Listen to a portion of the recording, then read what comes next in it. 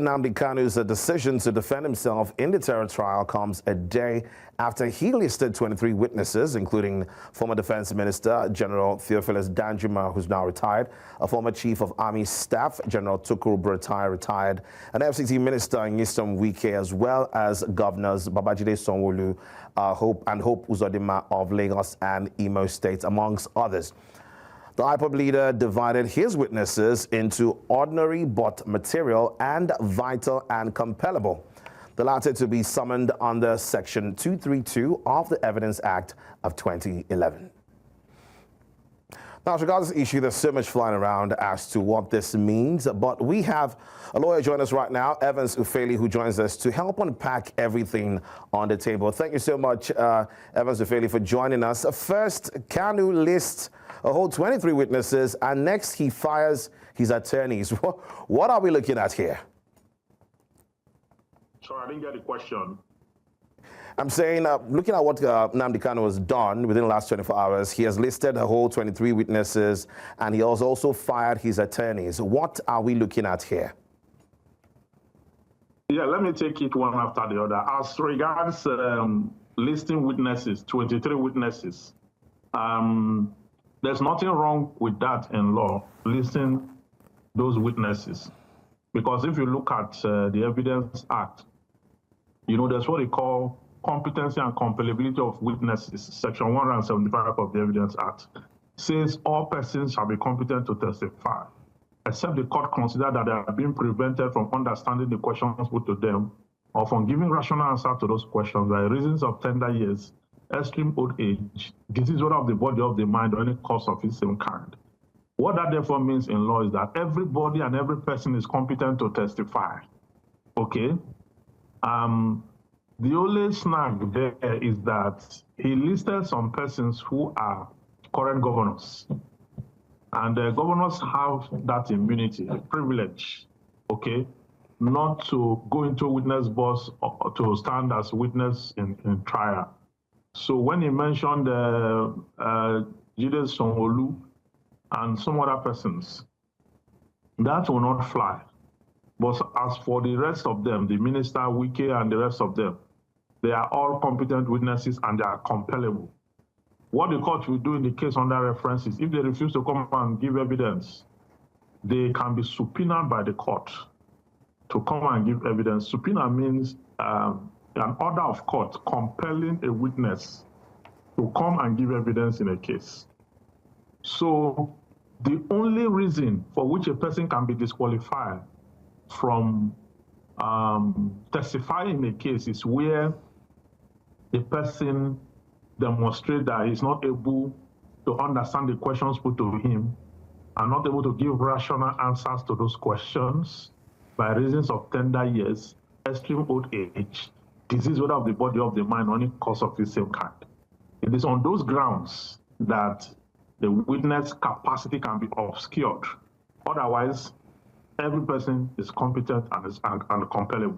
Now, the second question that borders on him firing all his lawyer, that, for me, poses a danger because what the law will tell you is that you have the right, a defendant has the right to defend himself. But the law will not tell you that you will get stuck along the line. And now the Kanu is going to get stuck if he continues to defend himself because the processes, I mean, when the prosecution opened its case, we saw how Kanu Agabi, SCN, undertook trial and did a wonderful job in cross-examination. Okay? One would have expected that Kanu Agabi, SCN, will be retained and allowed to continue in that line, because he did very well when the prosecutor opened his case. But unfortunately, we heard today that he has relieved all the lawyers of their duties. Then he's going about it his own way by himself and the rest of that. That is not a good way to go about it. The penalty for this offense is death by hanging. It's a capital offense that comes with capital punishment. So it's not the kind of offense that you want to experiment with. You are not a lawyer. You don't know how legal processes are conducted. Even when the law tells you that you have a right to defend yourself, to what end? will you be able to do that and do that effectively? So I think Nnamdi Kanu should reconsider that step. That's not a good step at all. The step of listing those witnesses is fine, as long as he is able to manage those witnesses to his advantage. Because witnesses can also become hostile witnesses and the rest of that.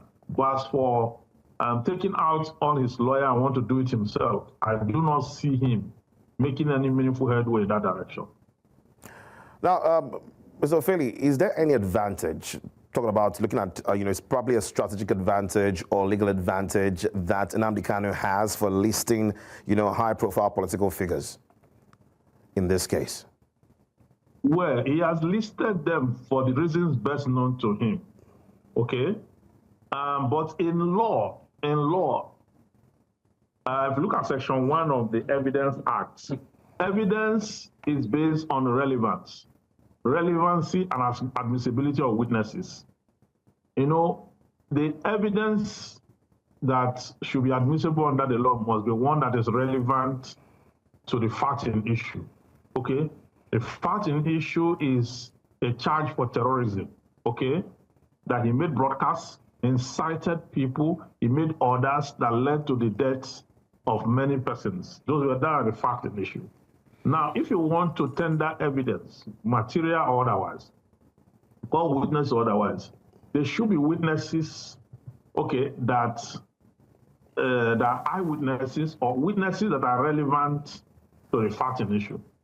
But the likes of, calling the likes of Lagos State Governor and some other persons I saw there, I do not see the relevancy of that. But the likes of the former Attorney General of the Federation, Timelami, who was instrumental to his Nnamdi Kanu's arrest and rendition to Nigeria from Kenya, that holds water.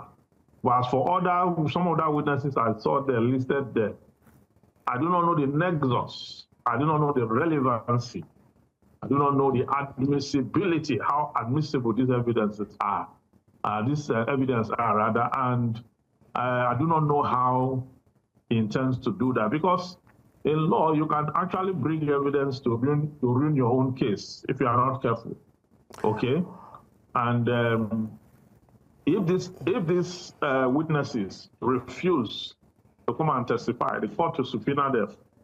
And when they are subpoenaed and they refuse to testify, then the court it becomes contempt of court. The court will take action against them.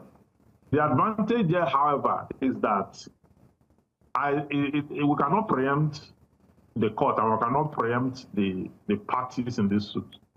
We can only state what the law has said and what is possible under the law. Okay? And in the case under reference, some witnesses have been identified as witnesses connected to the case, really. Some not connected at all. Now, under the rule of admissibility, you have the fact in issue. The fact in issue, then you have fact relevant to the fact in issue. You also have facts that are not relevant to the fact in issue, but they are relevant to the relevant facts. I'm sorry, Mr. Ofeli. I have to cut you in at this point. That's because we're really pressed for time. But I'd really love you to help us in creating some level of clarity in this. Now, he divided his witnesses into what he calls ordinary, but material and vital, and also compellable. Can you tell us the difference in this? Well, ordinary evidence could mean just evidence that are not far away from the fact in issue. Okay? The one he calls vital and the one he calls compellable perhaps are the ones, because the ones that are extraneous, he intends to use them to establish his case, to establish that the court does not have jurisdiction, to establish that he was not arrested, he was abducted from Kenya and the rest of that. That's what he intends to do. Because the arguments have always been that these courts have no jurisdiction because he was not even arrested in the first place. That the way and manner with which there was no extradition proceedings in Kenya preceding his arrest and abduction, rather.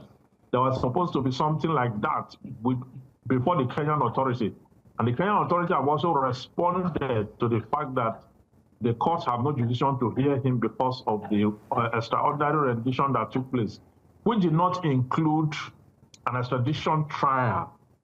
So he was not extradited and all that. So the international... All right, Mr. Ofeli, legal... I apologize, but we'll just have to wrap this conversation up right now because due to the fact that we're pressed for time. But thank you so much for having this conversation with us. My pleasure.